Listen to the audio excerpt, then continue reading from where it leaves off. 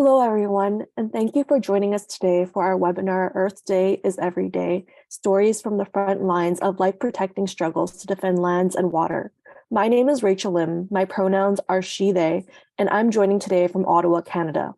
I wanted to start by extending a warm welcome to everyone here, including our speakers and participants who put time aside to dedicate to today's event. Just quick housekeeping notes before we get started. In order to respect our speakers, we have muted all microphones. To ask a question, please write it in the chat or in the question and answer channel. We'll try to get to as many questions as we can, time allowing.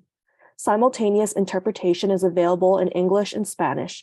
To access the interpretations, please click the world icon located at the bottom of your screen and choose the language of your choice. Please note that this session will be recorded. With that being said, I'd like to pass it over to my co-hosts for introductions and a brief introduction on the significance of today's event relative to Earth Month.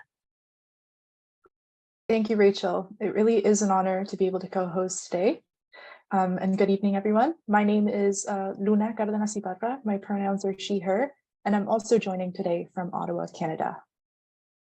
Around the world, Earth Day is celebrated on April 22nd. A day to show support for the protection of our beautiful planet and all life on it. Amid the urgency of the climate crisis, it's clear that action is needed every day to protect the environment for which all of our futures depend upon. It's a matter of human rights, arguably the most pressing one we collectively face. Millions of people's entitlements to water, food, health, housing, livelihood, safety, and life itself are at risk due to extreme heat, wildfires, and drought in certain areas. Concurrently, countless others are experiencing equally catastrophic storms and flooding on an unprecedented scale. This has a disproportionate impact on Indigenous, Black, and other racialized communities in rural areas of Canada and around the world. It's no wonder that these communities are leading the way, organizing and speaking up for what is needed to protect lands, water, forests, clean air, and climate justice. It's also no wonder that this puts them on a collision course with powerful companies and authorities that put profits over human rights. This whole webinar encompasses what the intentions behind a so-called land acknowledgement should be. Not just a short statement comprising a few sentences explaining which Indigenous lands that we as settlers occupy or how we are sorry for Indigenous displacement. Indigenous peoples are the first climate defenders. We are here to show genuine solidarity with our speakers, their communities, and the many other communities that face climate destruction, state-orchestrated violence, and capitalist expansion, all driven by colonialism. I reside on unceded and unsurrendered Algonquin Anishinaabe territory, and I'm aware of how my identity and positionality contributes to the erosion of Indigenous sovereignty and rights. Though a daughter of immigrants, I'm still a settler who has a necessary obligation to fulfill, which is to stand with, by, and for the first inhabitants of this land who are not only forced to cope with inhumane living conditions and lack access to essential resources, but who are constantly at risk of state persecution for simply existing. By neglecting, undermining, and dehumanizing their bodies, languages, and ways of being, it reinforces racist behaviors rooted in upholding white supremacist ideologies. By understanding one's position as a non-Indigenous person and how we subconsciously perpetuate anti-Indigenous language, beliefs, and behavior, we can work towards a more crucial step, a more crucial goal, to take concrete action in meaningful ways that do not fall under the realm of performative allyship or activism. Building solidarity is instrumental here. Indigenous peoples worldwide are connected, but more importantly, to stand for Indigenous peoples is to stand for human rights. And at Amnesty International, upholding Indigenous rights is essential to the operation of this organization. It's integral to our mission. We shouldn't have to keep devising more laws and regulations to rationalize ethical and humane treatment. It's called being human, and when humanity is disrespected and disregarded, it goes against those pillars of promoting peace and liberation. From Wet'suwet'en territory to Mexico, Central America, and beyond, defenders of lands and water are literally under attack, many of whom are Indigenous. Our solidarity action with all of them couldn't be more important. Defenders may be under attack, but their courageous life-protecting struggles continue, and we must support them. Next slide, please. And so that brings me to saying that our home is again on Native land. Thank you, Rachel. Next slide, please. Today, we have the enormous privilege to hear from three inspiring defenders of land and water and their stories of struggle, which as you will see today, have so much in common amongst each other. They are vitally important. At the end of this webinar, we will share some of the ways that we, as viewers today and activists, can support the defenders we hear from this afternoon. So, without further ado, let's introduce them. Our first speaker of the day is Juana Ramona Zúniga Martinez. Juana is a member of the Environmental Committee of Guapinol in Honduras. Juana and other community members continue to face death threats, surveillance, and lethal attacks as they seek to protect the Guapinol River and their precious water supply from the impact of an iron ore operation in a conservation area. Juana, thank you so much for joining us today. It sounds like the situation you are confronting is extremely difficult. Can you begin by telling us about the Guapinol River, what it means to you, and what has happened to the river that has caused your community to be so concerned?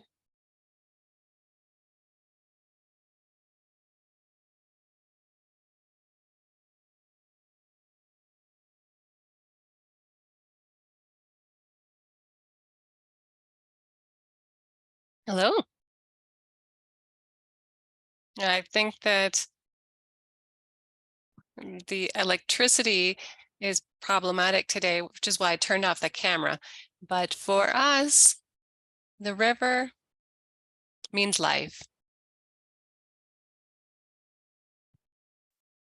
For 4 or 5 years, we have been in this struggle to defend a national park, to defend 34 water basins and 7 rivers that are currently in total danger. For us, the people who live in Guapinol, there are more than 3,000 inhabitants in our community. This river is everything. For us, the women were the people who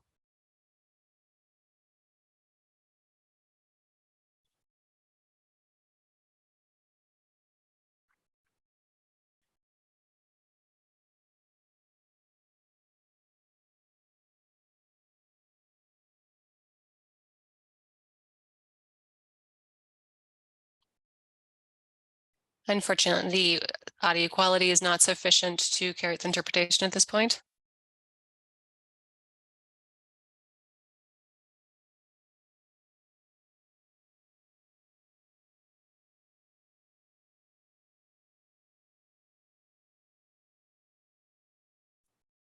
As humans, we have to protect it. Guapinol is a community that is very prosperous.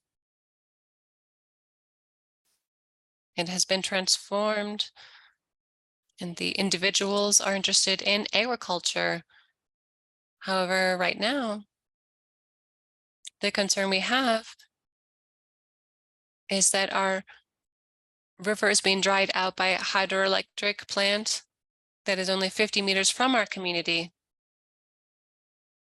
And it's called the Ecotech investment program. And so for us,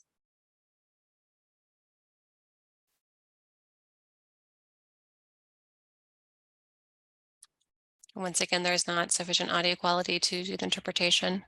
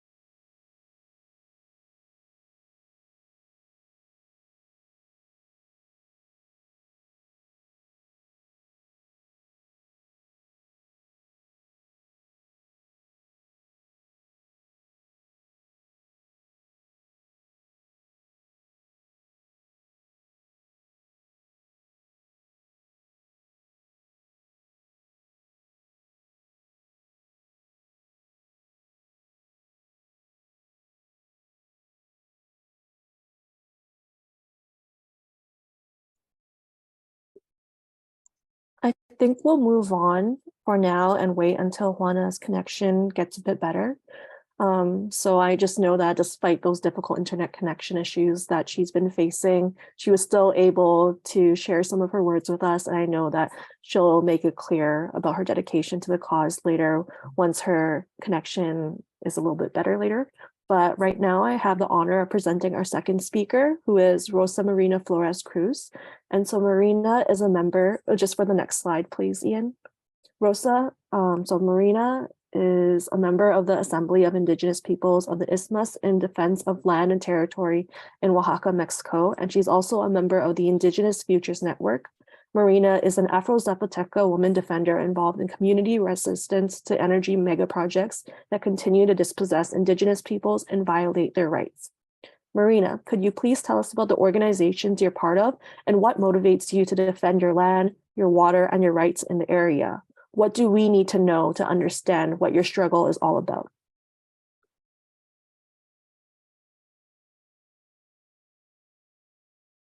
Thank you.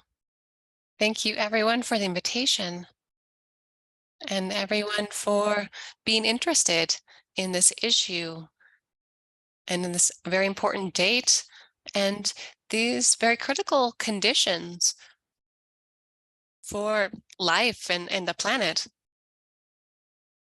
I am part of the Assembly of the Indigenous People of Isthmus in defense of land and territory, which is an organization that is located in the state of Oaxaca in southern Mexico.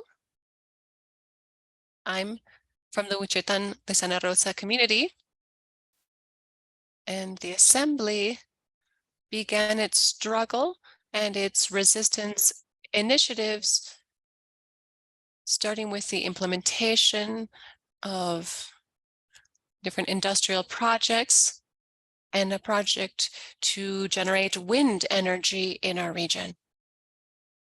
This region has been invaded by different private capital projects to generate renewable energy, which responds to this or these agreements on an international level that establish mitigation measures to respond to the planet's climate crisis. But what's happening in this case? Our communities, the peoples of the Isthmus, we are having to face not only the consequences that we are experiencing due to the climate crisis. As we heard in the introduction, our peoples have seen their rights violated so that it's not as difficult to face or confront the climate crisis that our planet is currently facing. In addition to this crisis, we also have to experience the challenges of extractive mega projects and mega projects that are installed based on a discourse of alleged protection in relation to climate change. But the only thing that it does is to respond to economic and financial interests to be able to continue generating an accumulation of riches. And it's our territories and peoples who end up paying. So in the Isthmus of Guatepec, we currently have 29 wind parks that have been installed. 60% of the capital of these parks is Spanish, and the rest is from other countries around the world and other sources of capital. In addition to this, paradoxically, our region is one of the regions that pays the highest electricity rates in the country. And so we are living a situation where the alleged solution to the climate crisis is directly impacting us. And our living conditions are also being violated by the state and capital, which means that we don't have the capacity to respond to the crisis that we are experiencing. And so in response to these dynamics, I am also a member of a space to file complaints and to carry constructive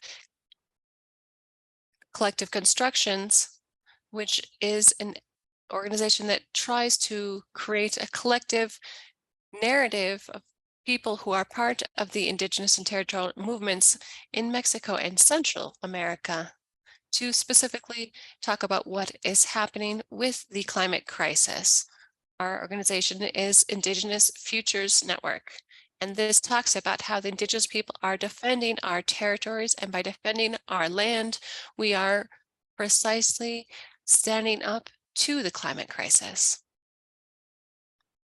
And so this is a dynamic where it's not only the Minnesota community in the Isthmus of Guapinol, but we can also see this essentially everywhere.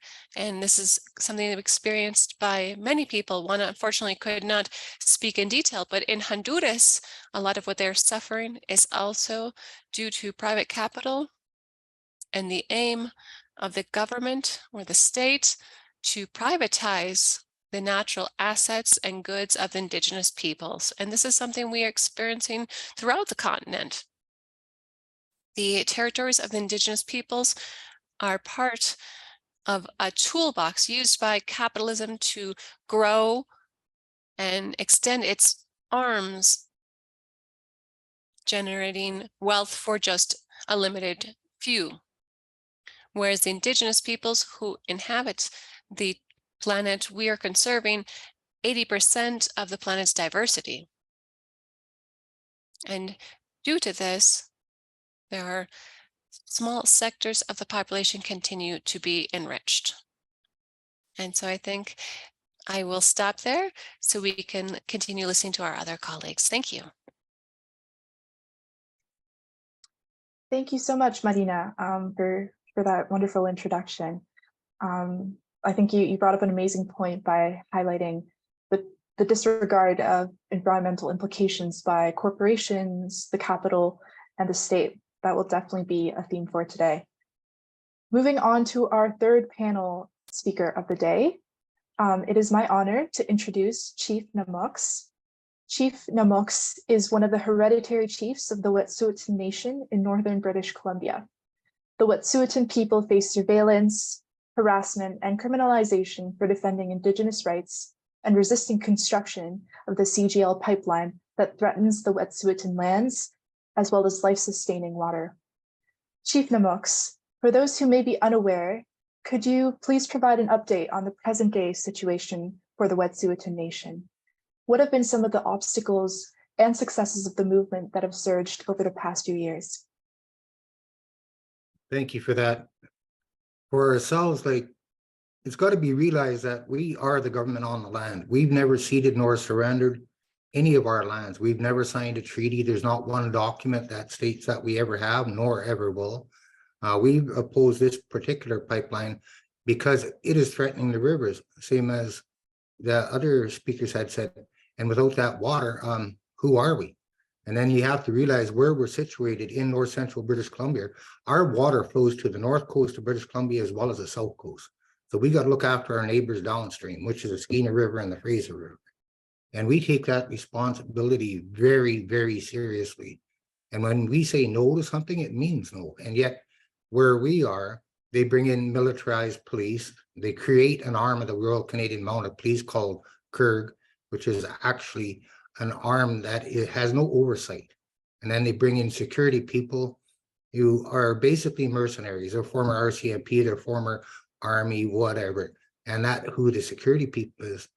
And they want to force these here projects through because they want a shorter market to Asia. Well, they're not even considering the human impact, the environmental impact, the climate impact. They're simply looking at the bottom line. Earlier this month, I had the opportunity to go to Royal Bank of Canada's AGM. And of course, they segregated us. They put us in another room. They abused us. They actually touched my regalia. And if you know anything about our regalia, it is sacred. That name that I hold is thousands of years old. You got to realize when my grandmother was alive, she was Chief Namox. And that's when we had first European contact in her lifetime. So we're one of the last, if not the last, in Canada to have European contact. And then, of course, Canada, they outlawed us from being on our land. They put us on reserves. And if you think about the expanse of Canada, the amount of reserve land that they put Indigenous people on is 0.2% of the land mass of this country. And from there, that was to access all the resources around the land. And it's repeating itself time and time again. So what we're doing is protecting the water, protecting the air, protecting the land, and saving the democracy of this country, because when an industry runs a country, that is not democratic. You've heard the speaker previously talk about that. When industry gets the upper hand, the people have lost control, and it's time to put the people back into the equation, not the dollar figure. Like over the years, we've been successful in beating other pipelines, some mining companies too. And that's because we're together. You get everybody together. You never work in isolation. You make everybody aware of each other's problems. You find the commonality and you join together to move forward. And never, ever be shy to tell the truth. We never are. We're front and center because that's what our elders told us to do. That water, without that, who would we be? We have to remind ourselves that, this planet does not need humans. Humans need this planet, and we should be looking after that. When we talk about successes are what we're doing right now. Communicating, educating each other, making sure that we have the same heart and soul and we move forward. If you get like-minded and like-hearted people together, you make a huge difference. No matter what industry says or governments, you do make that difference by just moving forward. To me, that is a huge success because they try hard not to let us get together. They do everything in their power to keep us silent. Ourselves, we got invaded 3 times now, and that's with hundreds of militarized police. We get snipers, attack dogs, helicopters, armed vehicles. They lock us up. They remove us from the land. They make sure that they have charges that are there that come with restrictions because they put in injunctions on our land saying where we can and cannot go, which is illegal. We are the authority on the land, our number 1 law. You work from the ground up. We don't own it. We're only here to caretake it. And we can't allow any form of destruction to happen. When a democratic country like Canada, so-called democratic, gets into this pattern that they repeat time and time again, and you got to realize on the world stage, the mining companies are registered as Canadian, and they have the worst human rights record on the planet. And that is this country that we call home. I've had the opportunity, a number of them in the past, to talk at the United Nations. And we fought very hard to make sure that Canada did not get on the United Nations Security Council. They should not have a seat if the security of its own people is not there. When you have industry steering the government, all people should stand up. I don't want to talk about the failures because there's no such thing unless we allow it. And you're all here to make sure the successes we have now continue. I think I'll leave it there for now. Thank you. Thank you so much, Chief Namalx. I think it's clear from how you're just speaking that these issues have completely disrupted your way of life, and it's absolutely devastating and frustrating.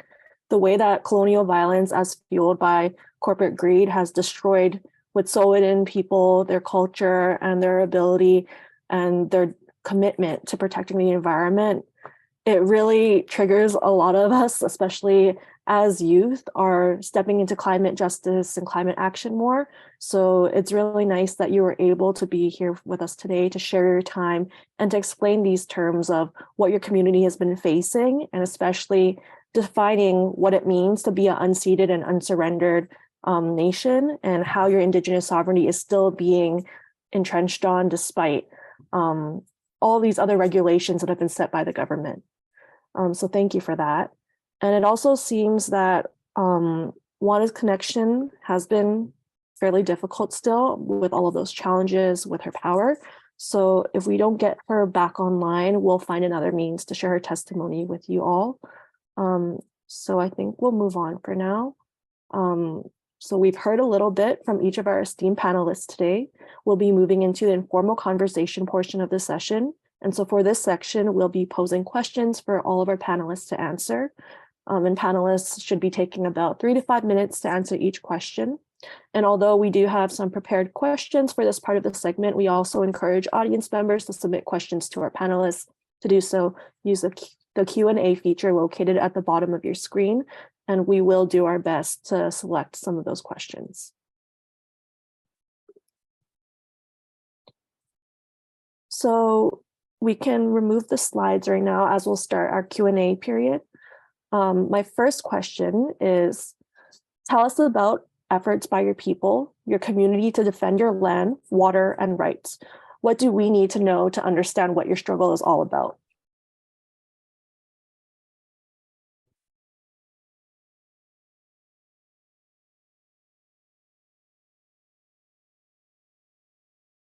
Perfect. Maybe Marina, if you're comfortable starting with this question.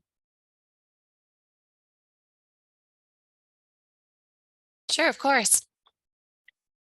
So I think I already shared a bit about this, but I think to understand in general terms the struggle and resistance of the Indigenous people in general in the world, and specifically in Latin America, which is what I can speak of in more detail, it's understanding that everything that we're talking about, which Chief Namok mentioned and Juana has mentioned, this is not something new.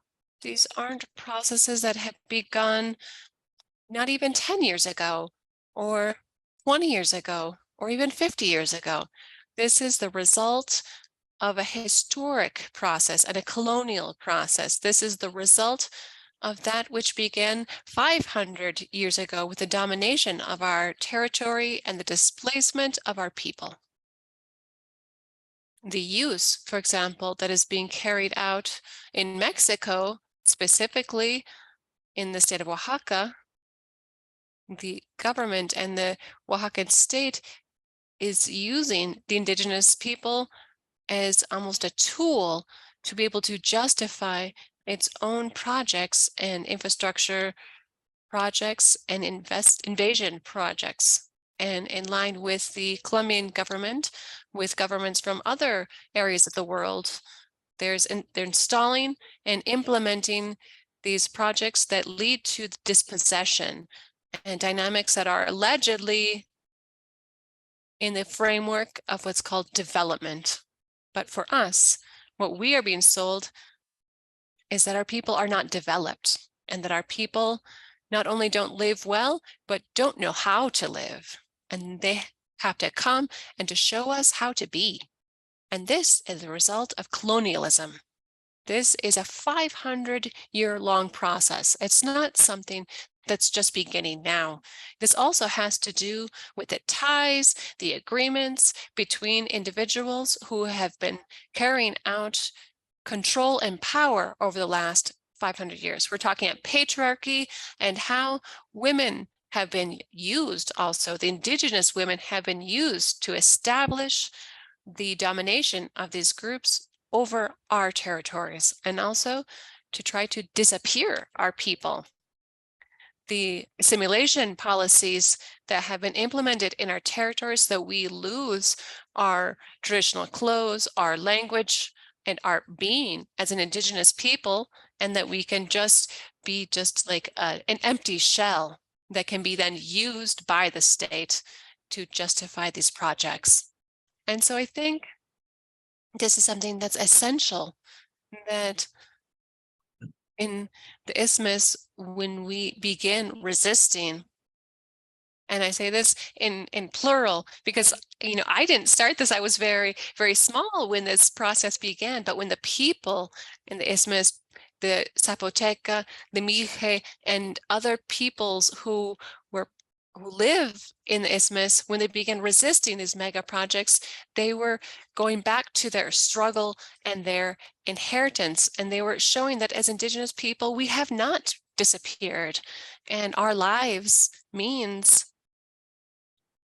confronting those interests, and the fact that we have survived the last 500 years of domination and colonialism. So I think that that's something that's very important when we're talking about Indigenous resistance, to know that our resistance did not begin with the climate crisis. the climate crisis is one element that's in addition to and has been provoked by these same dynamics that have been violating the Indigenous people for more than 500 years. That's what I wanted to add right now.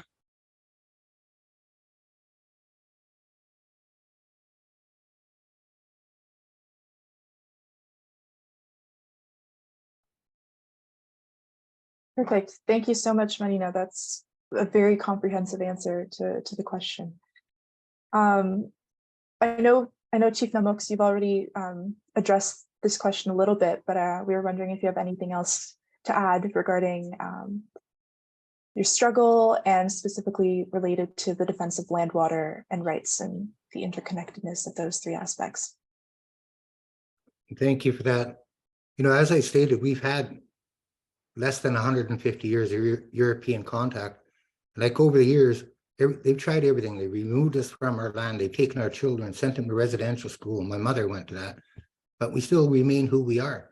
They outlawed our feasting system, which is our governance system.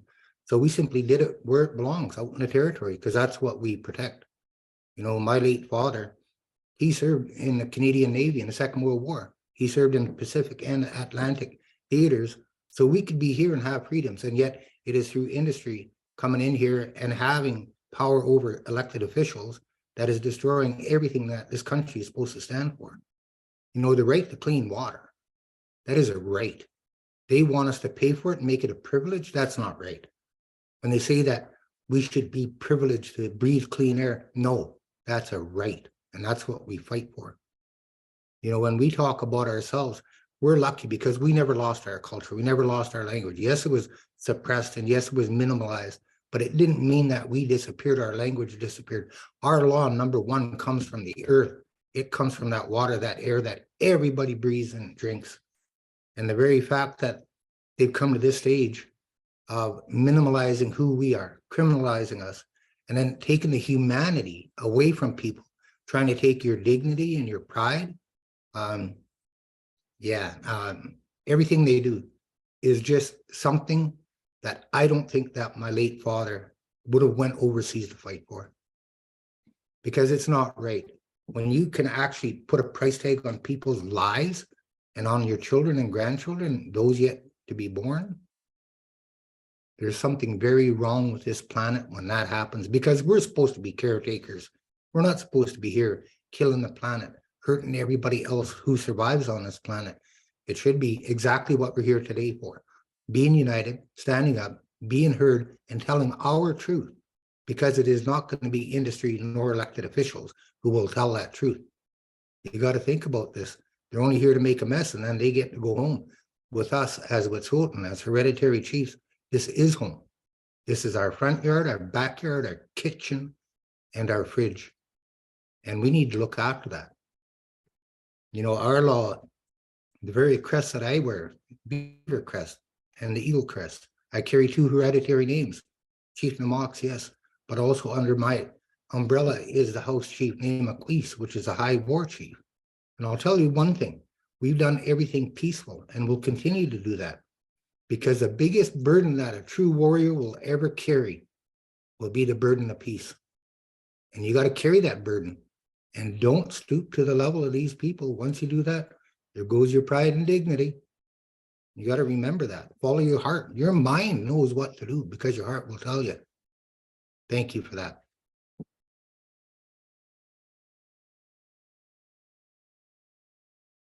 Thank you for sharing that, Chief Namox.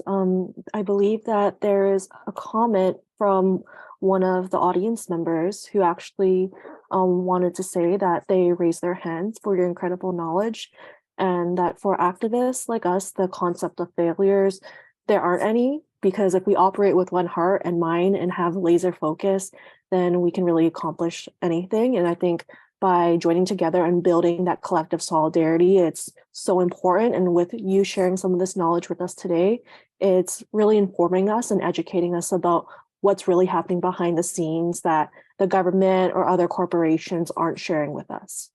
So thank you for that. And it also seems, and this comment was by Tara Shastarian. I'm sorry if I pronounced your name wrong. But thank you for providing that comment. And it also seems that Juana is back online with us. So I'd like to go back to her. So Juana, you can tell us a bit more about your efforts by your people, but you can specify the different risks and dangers that are associated with your cause to defend the land and the water in your territory. Anything that you weren't able to say before your connection was cut off, you can share with us right now.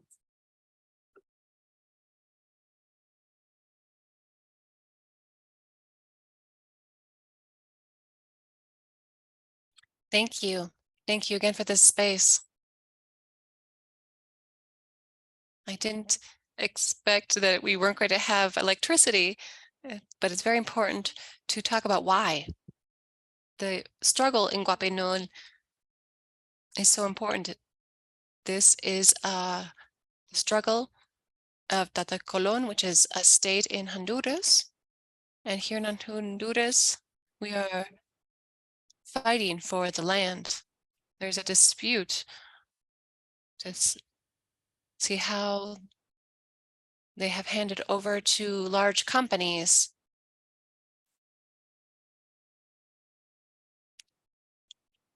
these extractive industries.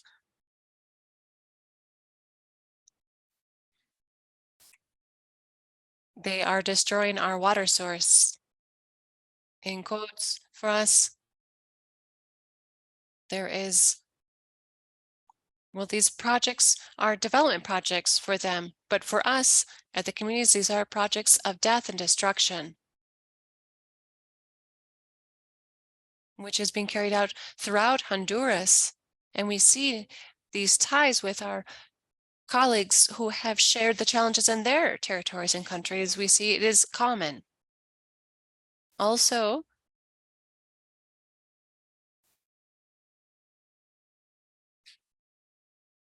we are fighting against having to migrate to another country. We're fighting for our roots, for our ancestors, because they are natural resources. They are the right to land.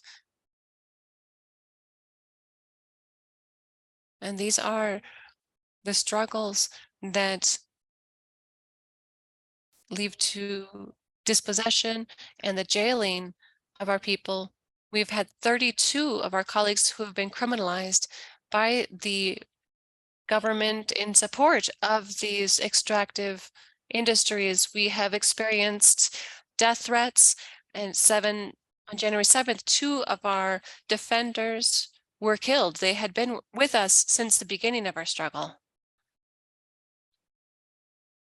And we also see that there is persecution that's carried out against the people who have been standing up in this process. There are attacks from the police, the military, and we see how to date the state has done nothing. These extractive projects continue.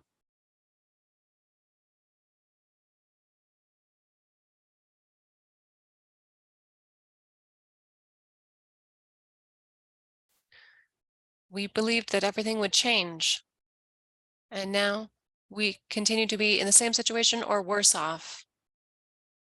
In another space I had talked about, we were being criminalized and we were being imprisoned and we weren't being killed. This day-to-day death that we are facing because we are defending what is ours, because we are opposing these projects that are illegally installed in our territories, where they buy off the media outlets and all the spaces to ensure their total power. And that is where those of us who are fighting these processes, that's where the persecution comes from. And the criminalization and death arises from, because we know that these major interests are very strong and that the state and these companies, they're protecting their own interests and they don't see the harm that they're causing to the communities. They don't see the destruction that they are carrying out against the natural environment. And so we have to be watching very closely and continue our struggle, because we think that this love is greater than their interest to displace us to another country. What are we going to do if we're displaced? If I go to some place that is not mine, that's not ours. And for that reason, we are willing to offer up even our lives to continue forward with our struggle. Thank you. Thank you so much, Juana. I'm really grateful that we're able to hear from you today, despite the technical difficulties. So thank you so much again. And I think you're segueing us perfectly into our next question, because we speak so much about the protection of the earth. And with that, we must acknowledge the great risk that comes for those who are protecting and defending the earth. So our next question for our speakers is, what are the risks and dangers associated with speaking up to defend land and water in your territory? Could you share any recent experiences that will help us to understand the gravity of the situation and who is responsible for the attacks and criminalization? I'll start again with you, Marina, if that's okay.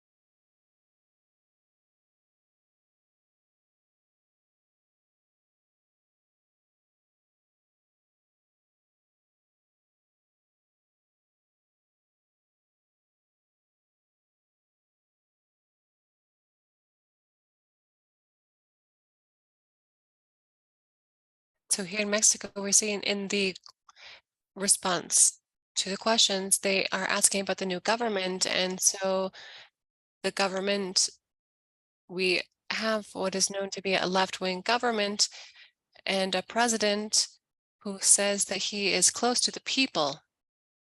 However, what is happening is that there are more dangerous strategies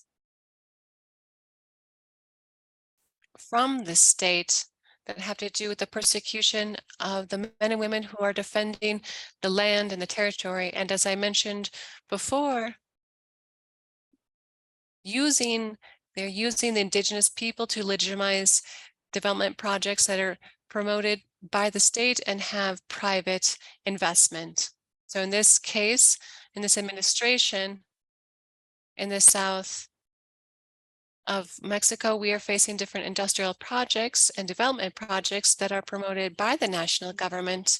In my region, in the Isthmus of Guapinol, we are facing the interoceanic channel that also seeks to implement more wind parks to provide energy to the sweatshops and other industries, which would facilitate the commercial relationships between China, the United States, and Canada. And so this is becoming the region, turning the region into a place that allows for these industrial and commercial relationships between the capital interests, and this is the cost of people's lives, and not just the Indigenous peoples that inhabit this territory, but also the migrants who, for example, are coming from Honduras, from Juana's territory, or from El Salvador, Guatemala, and even Mexico. And they're trying to cross this country, which we say is a cemetery, because if you dig into the land, you'll find the remains of people who are trying to cross our country to access other conditions that are far from the violence. And instead, what they find is state violence, violence from the Mexican state, or they also find what they're trying to build now, which is an industrial area where the migrants stay as workers, poorly paid workers with precarious and unfortunate conditions to protect the commercial interests of the United States. That's what we're experiencing now, and something that was generated by the Mexican government. Just on Friday, there was a violent eviction of a blockade that had been established by the Mejia people in the north of my region of the Isthmus, where 6 Indigenous Mijes people who are in opposition to the rehabilitation of the roads that are being used by the industrial project.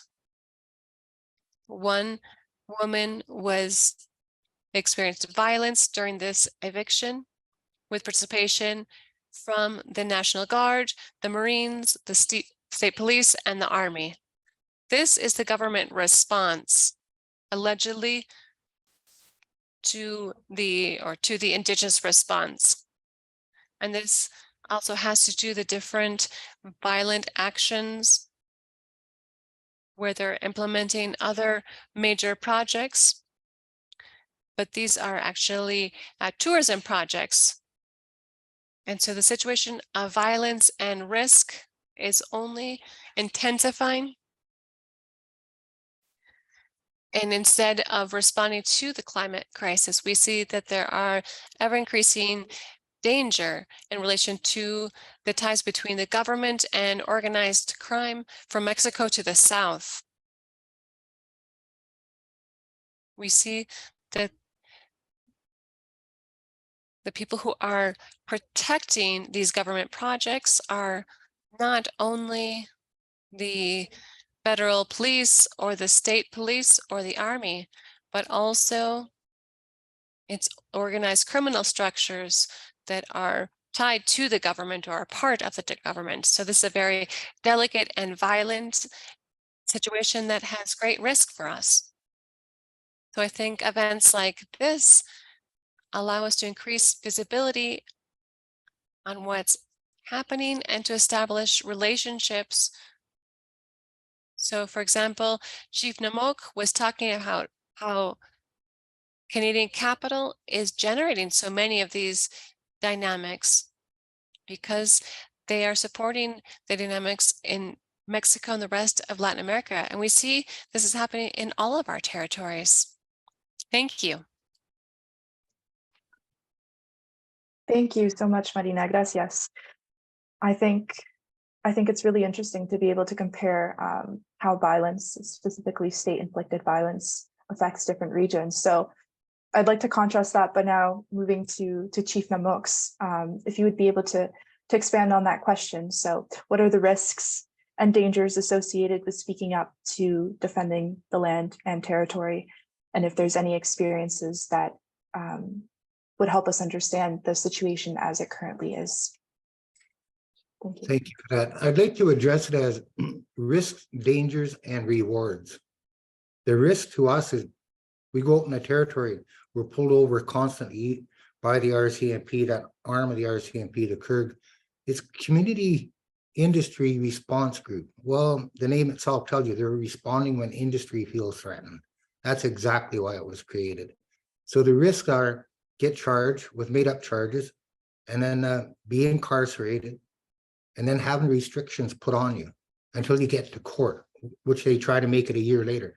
So basically you're tied up away from your own lands and our supporters from going on the territory for a year. And when we get to court, they say, you know what, it's more of a nuisance charge than anything else. They'll lift off their restrictions, give you a fine and maybe probation or community hours. But they have that opportunity to remove you from the land for that year. And then they have because they want to keep bumping it up to criminal charges for being on the land, being peaceful, protecting. You got to realize every time they came at us, all we had with us was our eagle feathers, our drums, and our songs. They came at us armed. We did not in any way, shape, or form respond violently. And yet we get charges, and then you get criminal record, and that affects your employment. And they come and they say, you know what, if you have children out there, you're endangering them. So then they say you're a poor parent. They try to take your children.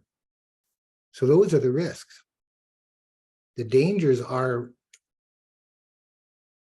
this if they continue in the way they are, it could affect you for the rest of your life. And I'm talking about psychological challenges that may come, and then trauma that comes with the violence. I don't know if any of you have ever experienced police coming through your door with axes and power saws. I don't know how many of you have experienced snipers. Even at the RBC AGM on the 5th of this month, when I was there, you look up on top of the roofs and there's snipers. You know, that there has an effect on people.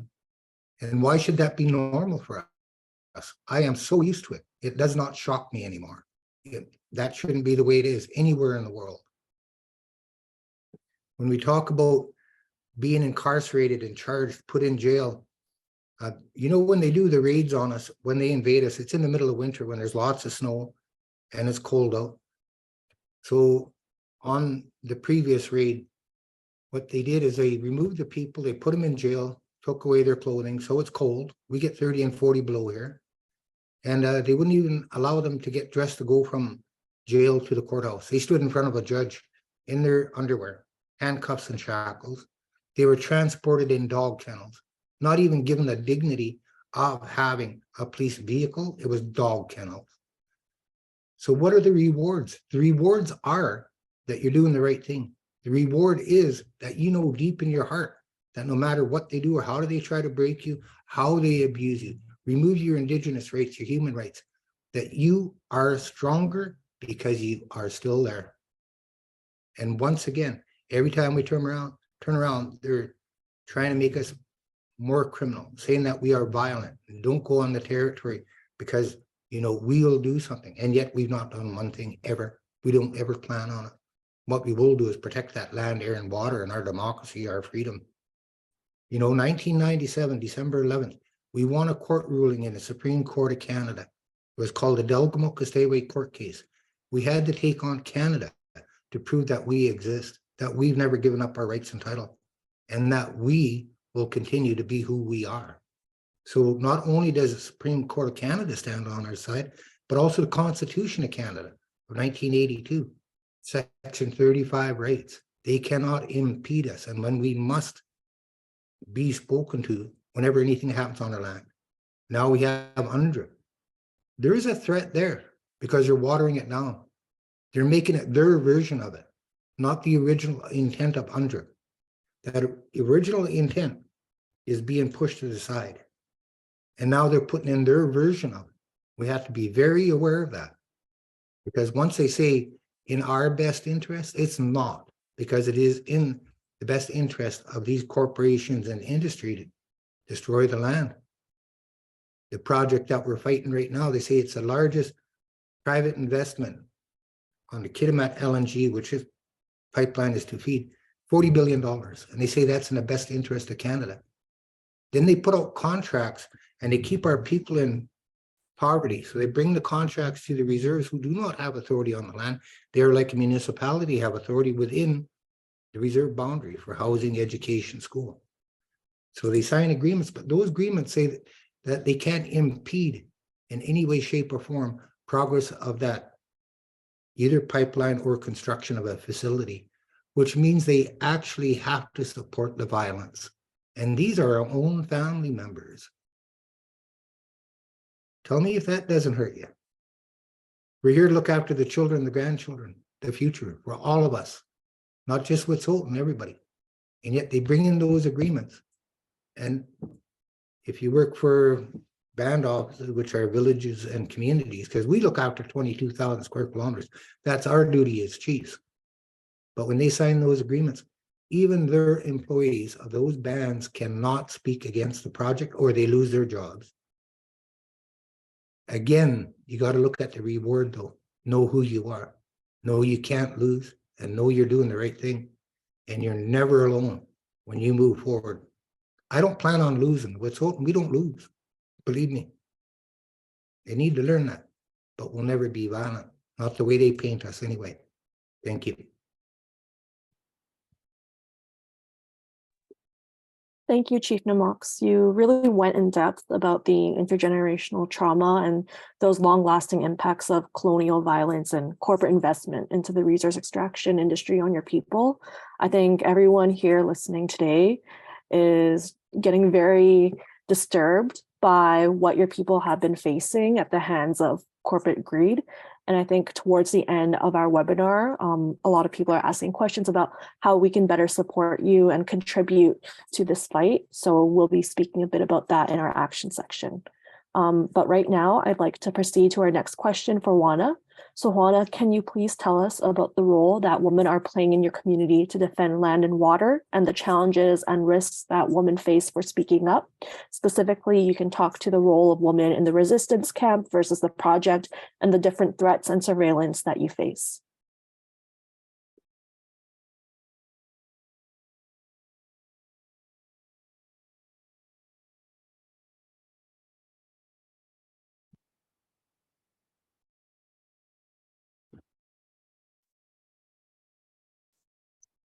So listening to our friends,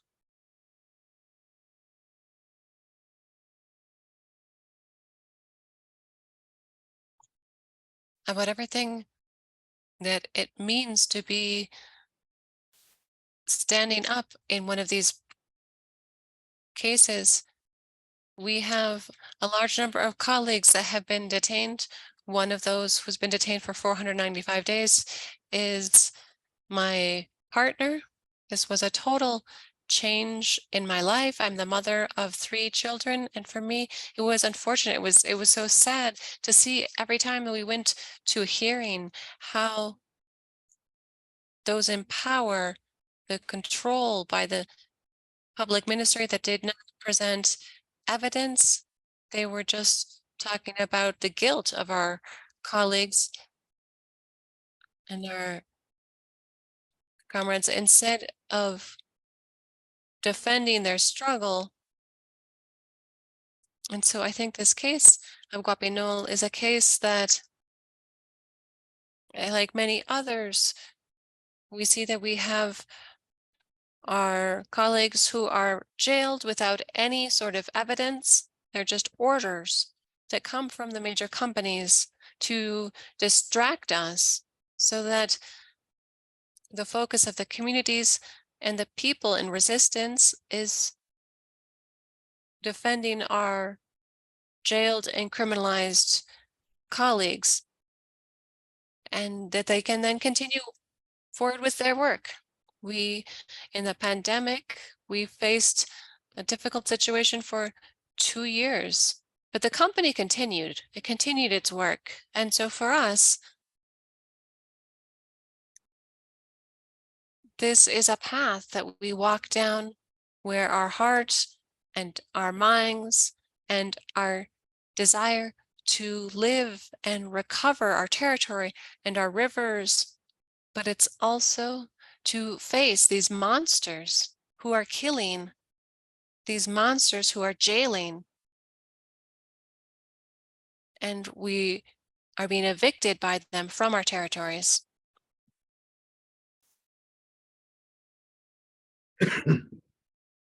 So when we had a hearing, it was very difficult to see how the judiciary was responsible for criminalizing without any evidence. They were criminalizing our colleagues.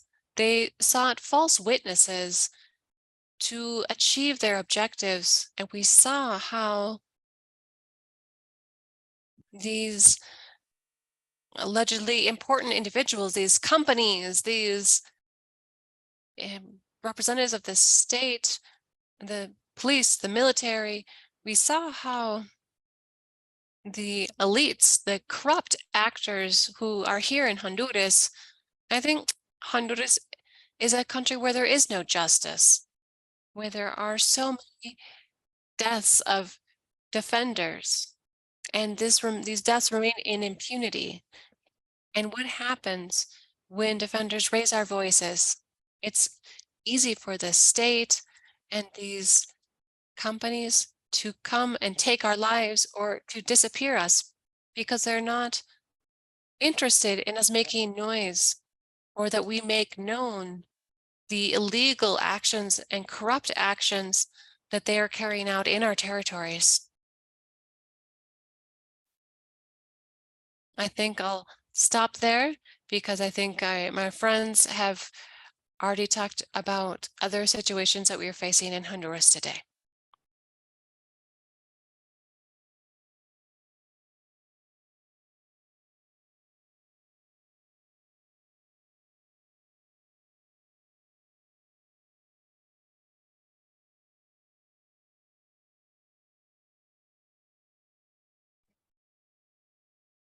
Thank you so much for that response. I think it's really important to understand how this earth issues intersect with so many different things. So we've been speaking about violence and now speaking about women. Marina, are you able to add as well your experience with that?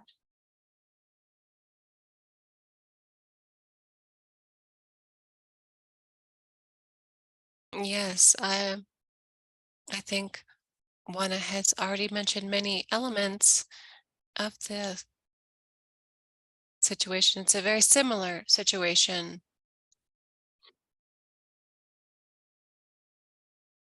We have Zúniga, who was killed in Honduras, who is one of our ancestors in the struggle and the defense of life throughout Latin America. And this is precisely what happens when the industries, the extractive powers come into our territories. The first to be put at risk beyond the land, the land and this idea of land in this complex, as we see them as Indigenous people, as not just an object that can be, sold or bought, that has a monetary value, but that beyond the land, it's women's bodies. Because the building of infrastructure projects is tied to the arrival of huge numbers of men who come to also require, in this patriarchal concept, women's bodies to be able to advance in their work. And so the women, we become part of what is handed over by the state and the government to the industries and to these dynamics of the industry. And the women, additionally, with this close ties that we have to the land and the teachings of what life means for us as men, women, and non-binary identities, what it means to live in our territory when these ties to the land are broken. Also, these ties of respect that the Indigenous people have sustained over the generations for women and the diverse identities and the spirits. And so this is breaking down the roots of our people, which is closely tied to allowing the reproduction of these dynamics of exploitation. And that's why the exploitation is so closely tied to the exploitation of women's bodies and the bodies of diverse people, because there is this line, which is patriarchy, that brings them together. And this is also tied to the accumulation of capital and the accumulation of wealth. So in the end, the women, not only when we are deciding to participate in the defense of our territory, that's not the only time we are having to confront this, but we're always experiencing these patriarchal dynamics that are being reproduced in our own political spaces, because this patriarchal structure is so deep-seated in our communities, even in these resistance initiatives. We have to face those who are objectifying our bodies, or who see us that we don't have the capacity to speak and dialogue and to stand up in resistance or to reach agreements. And so the formula of our resistance is with our own lives. There are people like Juana, for example, who take a space and take back their voice. And this is already resisting these dynamics of violence that are trying to kind of reduce our space of action since we're children, since we've been girls. And it's not just, we have to understand how these dynamics have been imposed on our communities, because if we could live in our communities as we were taught as girls or small people, we wouldn't have had to maybe confront these challenges. But the high levels of vulnerability and the dynamics carried out by the companies and the governments to dominate our territories, they increase the risk that we face. That's what I wanted to say.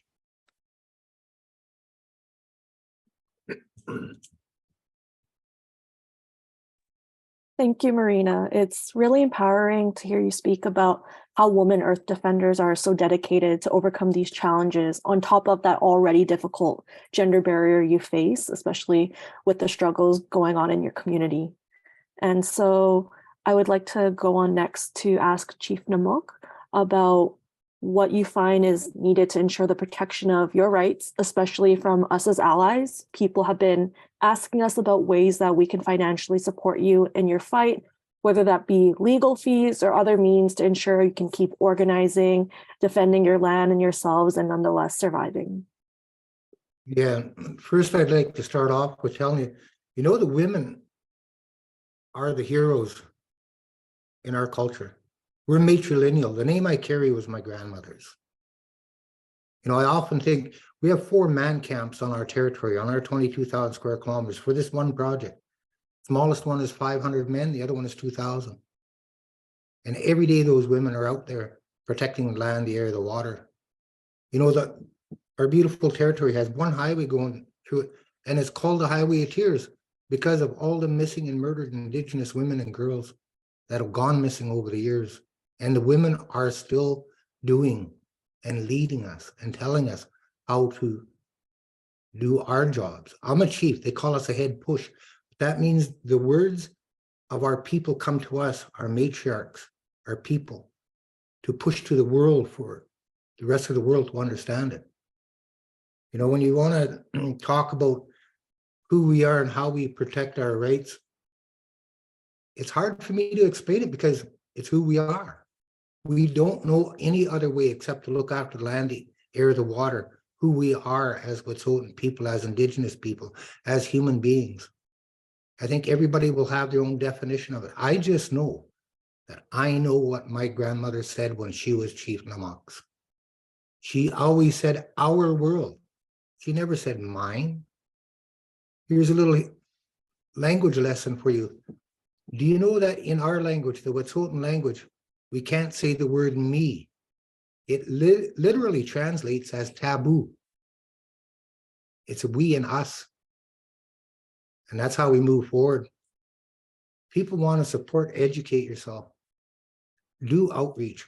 I love doing that. I love going out talking to people. I love meeting them because we all have the same core goals. We want to be comfortable. We want to be free. We want to be able to enjoy life. And yet that's all been challenged all around the world. When they want to support, yes, there are legal challenges all the time. That's what they throw at us. They use injunctions as a hammer to try to hammer us down. Then they bring you into the court system.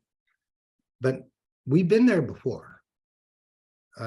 We have human rights. We have Indigenous rights. We all have a heart. The support that's needed, yeah, financial. But you got to look after yourself too. You got to stay strong. They see a little chip in their armor, boy, they'll open that wide open. They'll dig out your heart and soul. You got to realize, you know, industries and sometimes government, they have no heart. They have no soul. They have a goal of the bottom line. And we just happen to be in the way. They call us an impediment. Believe me, we are the mountain. We are the giants. They've already woke us up. We told them once, you better come shake hands with the Wet'suwet'en because we're the hand that shook the world, and we'll do it again. Because we have to know who we are. We have to know we're doing the right thing, and we have to stay together. You want to help each other. Open that door. You know, all this information is one click away. You can't be like industry. You can't be like government. You can't plead ignorance the way they do. You can't say, I didn't know. The information is there. Your ability to step forward and do something is there. Do you have the willingness? I believe you do. Thank you.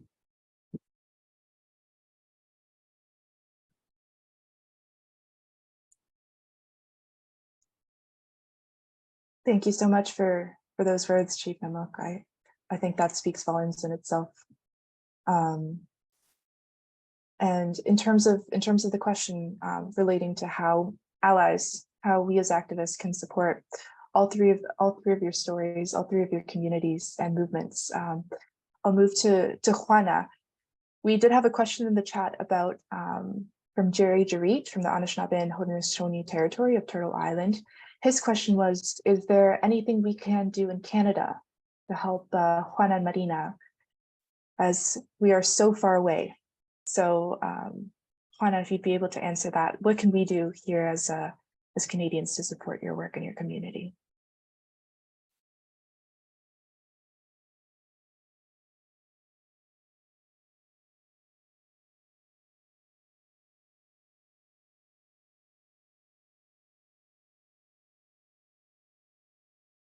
Well, I believe that these struggles, they are physical exhaustion that result from that struggle for us. This is a long process, and we know that in the case of Guapinol and in many other cases such as Copin, which continues demanding to have the true responsible parties of Berta's murder, this is a long process that requires the payment of lawyers' fees and the fees for investigators. There's so much to say, but I think that what has really maintained us, allowed us to stand strong to date, this with energy to continue in our struggle, it is solidarity, your solidarity. And so it's taking advantage of these spaces to talk about what's happening in our country. And so it is sharing these alerts when something is taking place, and you are our allies who are sharing what's happening, who are demanding justice, and you allow us to continue standing up today. When you send a tweet or a message to the state, to the president, and saying you must fulfill your obligations, because in the first days of her government, she said that they were going to stop open pit coal mining, but they haven't ended. And so we need to use our networks to continue demanding that the government fulfill its obligations and promises, that it fulfill and act on its words. During the campaign, she had a position of protecting our natural resources. And so it's important to call for the state to stop the deaths against human rights defenders, because we experience so much vulnerability, because we face death each day because we are defending natural resources. This is what the state should be doing. They should be guaranteeing the protection of these resources.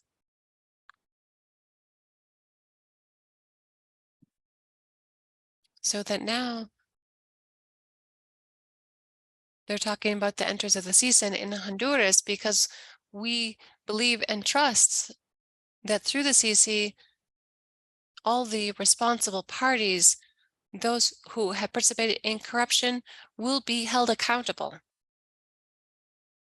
And so for us, from our networks, we ask you to watch what is happening, to follow up on those cases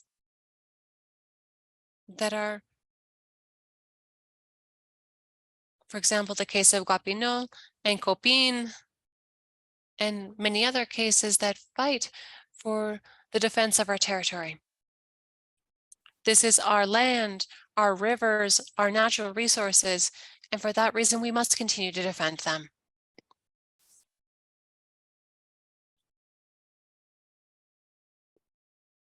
Thank you, Juana. That was so beautifully put and so beautifully said. I think I'd like to pass it off to Marina now to talk a bit about what you can expect for support from us and how we can help sustain your fight and to ensure that you can continue to mobilize for your cause.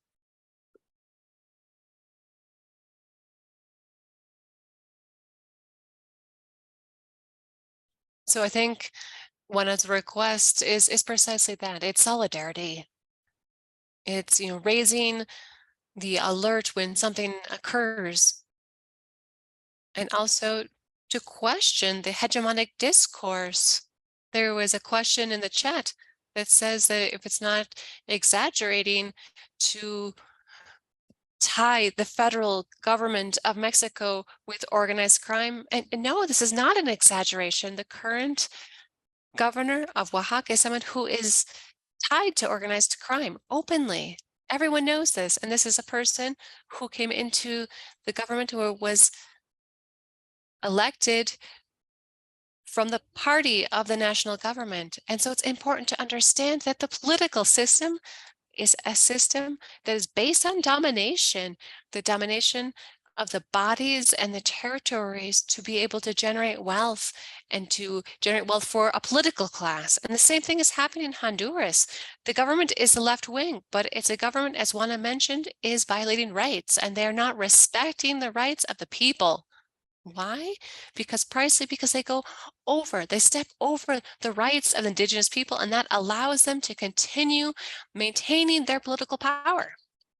And so it is important to ask these questions, to ask, the reality what's happening in Mexico is that there is control of the media that's horrific, that's been carried out by the federal government. So what you hear about is what the president says, because he has, and maybe the tribunal, the platform, the government, he has a space each day where he says what he wants everyone to listen to, and also the control that he has over the population precisely because they provide money and scholarships, because this generates these very complex dynamics. And it's a little bit what Chief Namok mentioned, that they, providing these scholarships and they provide resources to compensate, but this doesn't resolve the problems, the two problems, the vulnerability that we face as people. The problem is that they're just handing over money, and this creates division. These are strong divisions, and this creates conflicts between and among communities and families. And that's what we're seeing right now in Mexico, precisely because there is a strong confrontation that was generated by these dynamics from the political parties. It does not correspond to the life of our people. No, the political parties have imposed hierarchies that did not exist in our territories. And this is tied to private capital, and it is tied to these other forces, which in our case is organized crime. And so in the state of Oaxaca, and I will say this and I will repeat it, we are governed by a person who is tied to organized crime. And the municipality, Azapla which is in the Isthmus, the president is also tied to organized crime, who at this time is persecuting different colleagues, men and women who are part of the Windamanera Indigenous people. And these are people who are resisting a project from the federal government. And so it's precisely what we need. We need from the international community that you can help us to replicate the information, that you can help us to break down these silence in relation to access to information, who's controlling our territories. And so at this time in Mexico, there is a caravan, a beautiful caravan that is traveling through the south of our country to show that these key projects from the federal government are generating very violent dynamics on the Indigenous and peasant territories, but also how the residents is something that can bring us together, regardless of the threats, that we can be strengthened and we can create ties and be strengthened through unity and this sharing of our life experiences. The caravan will conclude on the 5th and the 6th. There'll be a gathering in Chiapas. And so can you please, be aware of the information that's being generated or what's happening in these territories and continue following up on that situation. So thank you so much. Thank you once again, Marina. I think there's so much said there. And unfortunately, we are nearing the end of our session. So it is 5:54 and our session does end at 6 p.m. But we really do want to get one final word of inspiration or one takeaway that you really want to provide our audience here today. So we're just going to quickly go through the last 3 speakers. And if you have one final phrase or motivating sentence to say to our audience today, I'll start with you, Chief Namox. Thanks again for your time. Well, first off, I want to thank you all for this opportunity. You could see, no matter where you are in the world, what is happening. And only you can make a difference in all of this. It was talked about organized crime. We have that in Canada here. We have to work with that. And they give out such good rewards to our politicians that go on side with industry. Think about the Attorney General of this province of British Columbia, where I live. He is now our premier. That was his reward for working with industry. One of the police officers here on our territory is now the police chief of Toronto. That's his reward. Our reward is, hey, they want to put fear into us. They want to keep us off our lands. That's not going to happen. Our ask is come and see why we do what we do. Come drink our water. Come breathe our air.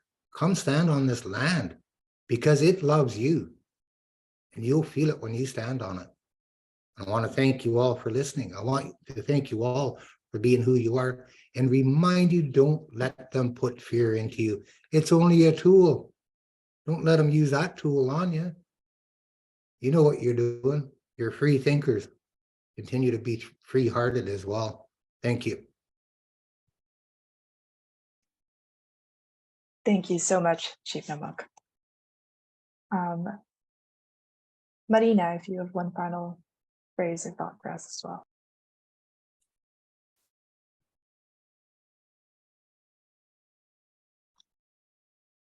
Okay, let me think. What can I say? I coincide with Chief Namok. I think what is important is to establish spaces to have conversations and to come together. Spaces like this one, because it is an effort to, bring the voice of different experiences and peoples together in a space like this one today. It's something that's so important. I think when we are able to listen to each other and others can listen to see how our experiences are similar, how they cross over, how they intersect, it allows us to also understand that we're not alone. That oftentimes these processes of struggle and resistance, they become weakened due to an emotion of abandonment or isolation, where we see people who opt for the private interests or financial resources. And so the collective and community processes can be weakened. So to hear how we have these different struggles and we can light a path forward and among the world, and we can see these ties that allow us to continue moving forward together. So really, I just like to thank you. Thank you for being a part of this path that we are lighting these lights on to move forward together and collectively. Thank you. Thank you, Marina. And lastly, we'd like to hand it off to Juana to provide us with any last words you have for our audience today.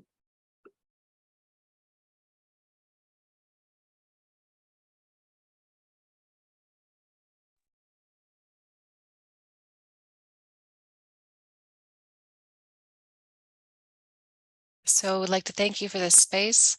As my colleagues have mentioned, it's useful. It's useful to strengthen our efforts and our struggle. I think when we come together with different friends who are all in the defense of our territory and the defense of the Mother Earth, of the environment, I think there's so much we can still learn. And so these spaces that allow us to learn in detail the reality of each of these communities that is in this struggle to defend our territory. And we can open up more spaces like these where we can come together as defenders, those who defend land and the territory, and we can share experiences about our struggles, because that is where we see the true realities of our experiences.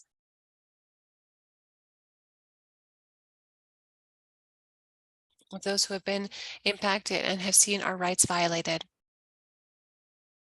Where oftentimes there are beautiful words, the government talks about how it's working, how it's operating, how everything good that it does, but the reality is different. The reality is what we're talking about when we come together with people, with others who are also defending our territory and our natural resources. So thank you so much for inviting us. Thank you to everyone who is listening to us today.